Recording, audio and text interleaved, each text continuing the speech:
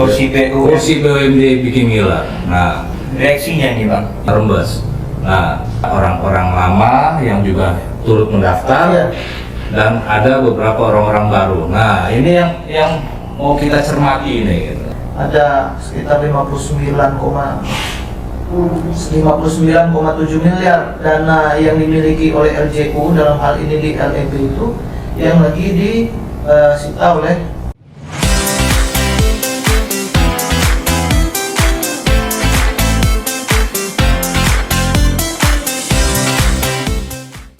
Assalamualaikum warahmatullahi wabarakatuh. Tabipun. Waalaikumsalam.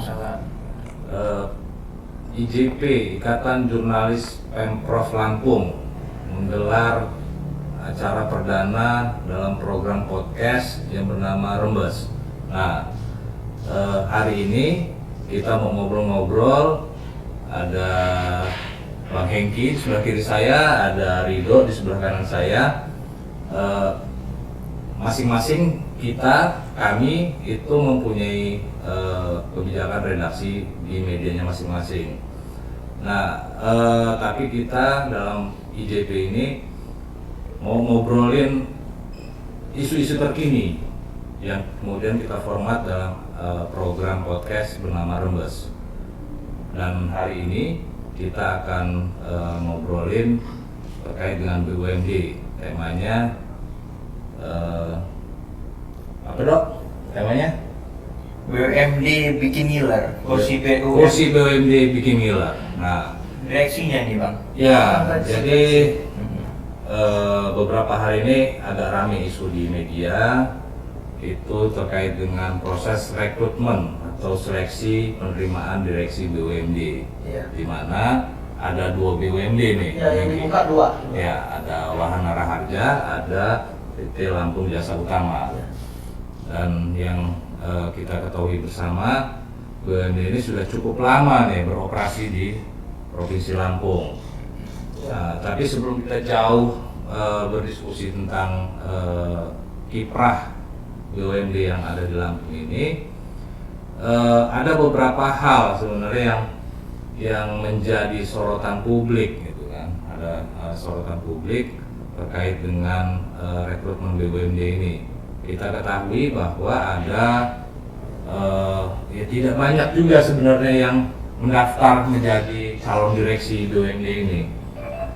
Belakangan sudah terjadi seleksi, gitu, mengerucut, gitu kan, beberapa orang, gitu, antara LJU dan Wahana Raharja. Ada orang-orang lama yang juga turut mendaftar. Dan ada beberapa orang-orang baru. Nah, ini yang mau kita cermati ini, gitu. Mau kita cermati dalam proses rekrutmen ataupun seleksi direksi BUMD ini. Mungkin ke Ridho dulu nih. Ridho, bagaimana Ridho melihat ini proses rekrutmen atau seleksi dari? Sebenarnya bukan melihat bagaimana ini ya, Bang ya. Kita penasaran juga, karena Atau kepengen juga nih jadi direksi BUMD? Tadinya Bang, awalnya kepengen juga, ya kan. Tetapi kita telaah dulu, ya kan. Jadi direksi BUMD ini apa sih, gitu, ya kan? Tujuannya itu apa, ya kan? Apakah ini hanya sekedar mencari posisi, atau memang benar-benar pengen membantu Pemprov Lampung ini untuk menggali PAD yang ada ini melalui BUMD tersebut, Bang. Ya. Okay. Isunya juga banyak yang menarik nih, Bang Hengki. Iya. Ada info apa nih, Bang? Kayaknya Bang Hengki ada yang mau diiniin. Iya. Kalau saya kan lihat dari segi hukum bisnisnya ya. 1, 2 BUMD ini dalam kondisi sebenarnya harus jujur, ya sedang tidak baik-baik saja. BUMD yang dianggap senior itu Wahana Raharja. Di 2012 banyak nih mereka mengalami yang namanya bukan keuntungan sebenarnya. Kalau bahasa dibilang ada dividen, enak berbaginya. Ini kan untuk memenuhi kebutuhan Wahana Raharja, mereka Bang, jangan kurang serius-serius dan Iya, bisa iya. lihat ke kamera juga Iya. bang. Jadi Jadi ada enak. kekurangan. Iya. Saya mohon maaf kawan-kawan ya, sedikit rada serius. Saya lihat satu olahraga yang paling senior, tapi di 2012 saja ada beberapa mereka mengalami bukan untung tapi tidak mendapatkan hasil. Kemudian LJU lagi jadi informasi kawan-kawan kita semua serba tahu, ada sekitar 59,7 miliar dana yang dimiliki oleh LJU dalam hal ini di LEB itu yang lagi disita oleh atau ditahan sementara oleh pihak Kejati Lampung dan belum ada eksekusi siapa ditetapkan. Nah, tapi orang masih tertarik mau daftar karena dalam peraturan pemerintah tentang pendirian BUMD itu Honornya mungkin bang. oh iya, kalau Yang honor menarik, Bang. ya pasti. Kalau saya mulai spill honor karena saya dapat informasi dalam honor itu kalau kawan-kawan media online itu per bulan, mohon maafnya harus saya sampaikan, 1,5 juta per bulan rata-rata di rumah kawan-kawan media ya. Mereka itu kalau dikalikan itu 20 kalinya. Bisa Jadi sekitar 30 juta nih bang. Ya, kira-kira 20 sampai 30 juta. Wow. Untuk satu direksi itu ya? Ya, Mm-mm. artinya apa? Itu ya jujur magnetnya di situ membuat orang tertarik. Sementara di 2009 dikeluarkan perda tentang pembentukan BUMD ini, kemudian diubah di 2023 nomor 1 2023 tentang BUMD ini. Nah, inilah yang akhirnya orang tertarik untuk masuk di dua BUMD. Padahal sekarang ada beberapa di kabupaten dua BUMD yang jadi masalah, di Lampung Selatan 1, di Waikanan 1. Nah kira-kira bang, dari beberapa orang yang mendaftar nih, gitu kan, kita coba profiling nih beberapa. Apakah mereka ini memang pebisnis gitu kan, atau ada politisinya, atau kabarnya ada relawan juga nih, Bang. Relawan yang kemarin bantu di pilkada gitu kan, Iya. yang ya haur-haur, kemudian ini apa ya, merasa Iya, berhak jasa. nih gitu Iya. kan, merasa berhak karena sudah Iya. berjasa, sudah berkeringat segala macam gitu kan. Harapannya dengan ada unsur kedekatan dengan gubernur, ya dia bisa menduduki sebagai salah satu direksi gitu. Nah, gimana itu kita melihat ini gitu dari teman-teman media gitu. Dari dulu lah. Kalau saya ini kan skillnya terkait kemampuan personal kan gitu. Artinya karena ini bisnis. Nah, sekarang mungkin kalau Bung Ridho Ya, kalau untuk soal kedekatan dengan pemangku kepentingan di Lampung ini tidak menutup kemungkinan, Pak. Ya. Pasti itu, ya kan. Dan sayang tim Rembes dapatkan di lapangan juga. Infonya ya ada beberapa memang orang-orang dekat pemangku kepentingan di Lampung, bukan hanya dari dari sisi eksekutif, legislatifnya juga ada. Oh, Itu menarik sih sebenarnya Bang, yang harus kita pantau. Apakah orang-orang dekat pemangku kepentingan di Lampung ini memang punya kemampuan untuk memanage BUMD itu? Apakah hanya soal bagi-bagi nih Bang? Artinya ini di sini partisan pun nggak ada masalah untuk menjadi Nggak ada masalah, direksi, terlepas dia memang memiliki kemampuan, ya kan, manajerial, dan memang ada visi yang jelas. mungkin ini Bung Ridho. Jadi kan saya 2 hari yang lalu melihat beberapa kawan-kawan silaturahmi ke gedung sebelah kan. Ya saya lihat mereka yang daftar. Ya artinya kalau bahasa kita kualifikasi atau spek punya ya nggak masalah. Karena yang namanya BUMD ini dalam hierarki Undang-Undang Nomor 12 2011 tentang struktur perundang-undangan, pemerintah pusat dapat pemerintah daerah diberikan kewenangan untuk membentuk badan usaha. Nah cuma kalau badan usaha ini merugi terus, tapi dipaksakan, ini kan dipaksakan yang mencari orang-orang baru, tapi berapa orang lama yang tetap ikut daftar. Jadi dari 2012, Iya, dari ini 2012 untung BUMD tidak, ini nggak iya. memberikan dividen Iya, besar kepada malah Pemprov. minta judulnya ini Suntik terakhir. lagi. Modal. Iya, suntikan terakhir judulnya seperti Wana Raja minta 19 miliar kan gitu untuk tambahan. Jadi untuk rugi ditambahin lagi modal. Iya, artinya penyertaan modal itu, yang namanya menyertakan itu kan berarti mereka di dalam sudah ada modal mereka. Jadi bukan modal itu semua dari APBD. Kalau mau begitu, ya ngapain diberikan BUMD ya urus saja sama apa namanya Pemprov, banyak ASN Pemprov yang qualified untuk itu kan. Ini kan dari Padahal orang gini tua. juga Bang, bahwa banyak BUMD yang sudah beroperasi gitu kan, baik itu di provinsi maupun di kabupaten, setelah mereka menjabat, ujung-ujungnya jadi tersangka. Iya. Terakhir Waikanan, Waikanan sebelum Selatan. Waikanan Selatan, sebelumnya lagi ada Lampung Barat, sebelumnya lagi ada di provinsi, masuk LJU sendiri gitu kan. Iya. Nah, apakah teman-teman yang daftar direksi ini mau ngantri menjadi tersangkut dalam persoalan hukum atau gimana ini kok malah kayaknya ini bikin ngiler. bikin ngiler gitu. Itu kan udah spill awal ya, Iya. terkait pendapatan ya, berkisaran antara 20 sampai 30 juta ya per bulan. Nalah-nalahin apa namanya keringet-keringet kawan-kawan media yang berhari harus mengeluarkan berita yang ya mohon maaf ini harus kita sampaikan kan gitu. 20 kali lipat dari pendapatan itu.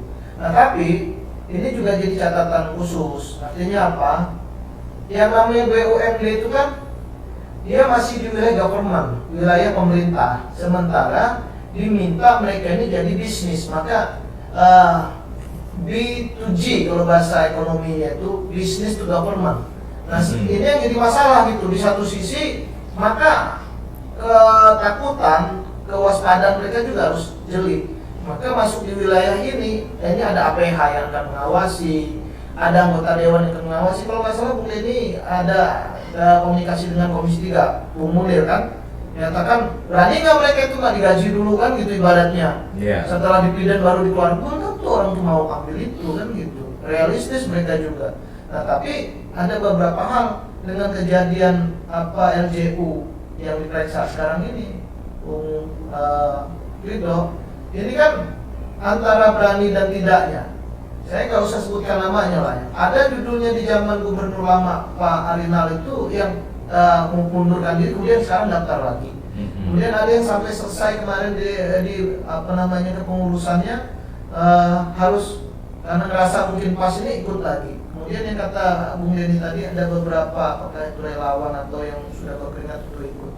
Nah mereka itu harus diingatkan gitu bahwa mereka ini di sini bukan judulnya menerima honor begitu saja gitu. Mereka ini kan harus bekerja dengan seriusnya. Bagaimana kata Bung Ridho tadi mendapatkan dividen sehingga bisa dikembalikan menjadi PAD Provinsi Lampung. Nah ini kan baru dua BUMD nih. Ya. Kita sudah ketahui bersama bahwa Gubernur Lampung juga membuat kebijakan untuk melahirkan 5 BUMD baru. 5. Gitu kan. Nah, Ada Bumi Agro Lestari, Tata Wisata, Lampung Usaha Energi, Simpul Trans, sama Lampung Sarana Karya, infrastruktur. Nah, artinya core bisnisnya ini sudah jelas nih ya, mau ke situ gitu kan. Dan yang pasti Pemprov Lampung akan memberikan penyertaan modal. Dengan penyertaan modal yang hari ini gitu, kondisi keuangan Provinsi Lampung sebenarnya lagi tidak baik saja gitu kan. Ya bisa dibilang pas-pasan lah nih gitu kan. Pas-pasan. Kabarnya lumayan ya Bang, penyertaan modalnya Bang untuk tahun ini. Oh iya, kabarnya lumayan nih. Kalau Munir dari PKB itu langsung konkret ngusulin kenapa enggak dengan penyertaan modal itu dibelikan kapal aja Pemprov Lampung yang langsung mengelola karena sudah terjadi praktek dalam konteks pengelolaan usaha kapal gitu. Itu ternyata dividen yang diberikan itu oleh BUMD yang mengelola usaha kapal ini hanya 5%. Jadi dalam setahun itu hanya 78 juta. Sebelum masuk situ Bung Denny, sebenarnya di LJU ini kan ada unit usaha lagi nih. Di LJU itu ada 5 sebenarnya. Tapi ketika nanti Gubernur Pak Mirja ini sudah membuat 5 BUMD baru lagi, berarti kan ini yang jadi pertanyaan unit yang 5 ini, karena yang salah satu yang pertama dibentuk zaman Pak Sarudin itu konstruksi karena untuk menyambungkan lalu lintas jembatan dari Bakauheni ke Merak, maka dibuatlah di Lampung ini LJU di tahun 2009 tersebut dengan Perda nomor 2. Nah itu tidak berjalan untuk membuat jembatan, tapi dibuatlah akhirnya konstruksi ini untuk usaha-usaha, misalnya mereka usaha dengan kawan-kawan Pelindo, BUMN segala macam kerjasama. Nah ini kan ada, maksud saya ya kenapa sih nggak diaktifkan yang ini dulu, ya kan? Kita ada laju net judulnya kan gitu. Kemudian ada laju pen ini chat. Oh ternyata banyak ya bang ya? Iya. Bisnis masyarakat belum. Masyarakat tuh cuma tahu LJU itu tentang LEB itu aja, energi. Kemudian ada apa namanya perdagangan tadi, ada chat yang dijual bebas, tapi karena belum skala SNI maka dia belum bisa dipakai untuk apa namanya corporate, artinya pemerintahan, government itu belum bisa pakai, dia jual untuk free market aja. LEB ini yang uangnya masih ditahan sama Kejati itu? Iya, ternyata saya dapat info dari salah satu anggota direksi yang kemarin tidak melanjutkan untuk ikut juga. 59,7 miliar itu dana LEB. Iya. Dana LEB ini judulnya sebenarnya itu mereka sudah dalam kondisi LJU ini sudah tidak perlu lagi disubsidi oleh APBD. Mereka sudah punya duit yang hidup di LJU itu yang besar itu ternyata di timbangan, berhubungan dengan dinas perhubungan itu mereka. Nanti mau dihidupin lagi nih. Nah iya itu karena Pelindo ya. Ah. Mereka tuh rembes nanti sistem bayar, karena nama kita rembes, kita cari-cari rembes lagi. Mereka itu dikeluarkan dananya dari Pelindo. Jadi Pelindo yang kasih. Nah saya tanya, kalau judulnya dana tertahan ini masih di Kejati gimana? Oh kami nggak ada masalah dengan itu, karena sumber untuk operasional dan gaji karyawan di LJU ini itu masih ada kami terima dari usaha timbangan yang kerjasama dengan Pelindo, kata mereka. Nah kalau yang Nyebutin angka nggak itu? enggak, kalau itu dia nggak sebutkan, cuma dia bilang kami masih sanggup untuk memenuhi kebutuhan operasional dan honor atau gaji karyawan di LJU. Artinya dana yang 59 ditahan tersebut itu walaupun toh belum bisa digunakan mereka, ya mereka tetap masih bisa beraktivitas. Kalau menurut Ridho gimana dok? Soal efektivitas gitu ya. Tadi sebenarnya udah diulas nih kalau Hengki. Kenapa enggak memaksimalkan BUMD yang sudah lama gitu kan? Timbang dengan BUMD baru. Tapi gubernur punya hak dong. Ya. Dia punya janji politik dong.